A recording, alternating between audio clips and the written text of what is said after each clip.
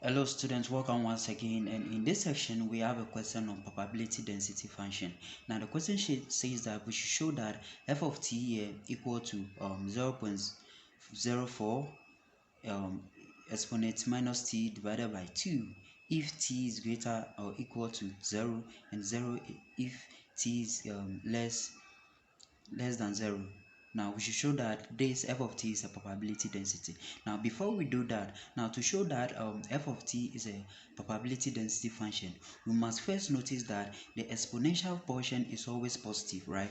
There are two conditions for a function to be called called a probability density function. So one of them is that if you look at a question over the exponent here, right, is always positive regardless of any value of t that we plug in, right? And remember that the function is always, the remainder of this is always equal to 0, and so the first condition is satisfied, in the sense that the first condition is that f of s here should be greater or less than 0, right, for all x. So for all x, f of s here should be greater or that equal to 0. And if you look at the condition over here, you can see that it satisfies this condition. Now let's look at the second condition. The second condition is that the integral from positive to negative infinity, if we find f of t, right, the t, it should be equal to 1. That's the second condition. So which means that since the first condition is satisfied, let's check for the second condition. So in this case we have the integral, right, infinity negative infinity here, f of let's say s dt here will be equal to that of this. So we can have the integral, right? So let's do it t dt. So we can have here we can have infinity to 0, right? Infinity to 0, because if you look at it, the condition is for greater or equal to 0, so which means that going to positive infinity then to 0.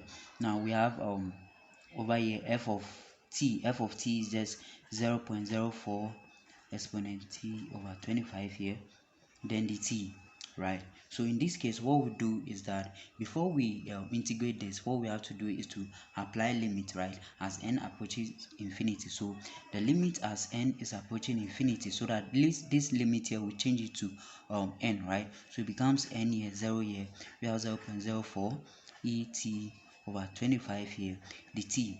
Now we can now go ahead and then integrate this. So in integrating this, we have the limit n approaching infinity here, then we can have so when we integrate this, we are just going to get 0.04 e to the power that over 25 will be divided by the just minus 0.04 here, right? So we realize that we have n here and 0 here. This will get rid of that, and we are just left with the lim as n is approaching infinity here. We have, so inside these values here we have e, so we have negative here, remember, so we can have negative e here to the power negative t is just n over 25, then minus minus e again to the power 0 over 25 here. So any number raised to the power 0 is just 1, so we have 1 here, so we have positive 1. So we're going to have all this place to positive 1. Then also we just have negative e to the power n over 25 here, right? And the limit as n is approaching what, infinity.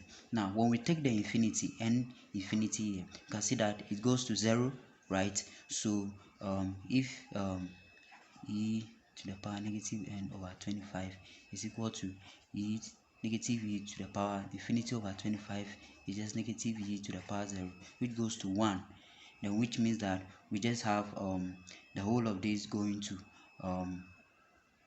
so when we put an infinity here, this goes to infinity, like everything goes to 0. So everything here goes to 0, then which means that if we insert 0 here, if we insert the infinity here, we have 0 plus 1 being equal to 1, right? And since the function f of t here equal to 0, and therefore we can conclude that f of t here is a probability density function, right? It's a probability density function. Thank you very much for joining me in this section. I hope this session was helpful, and I'll see you guys in another section.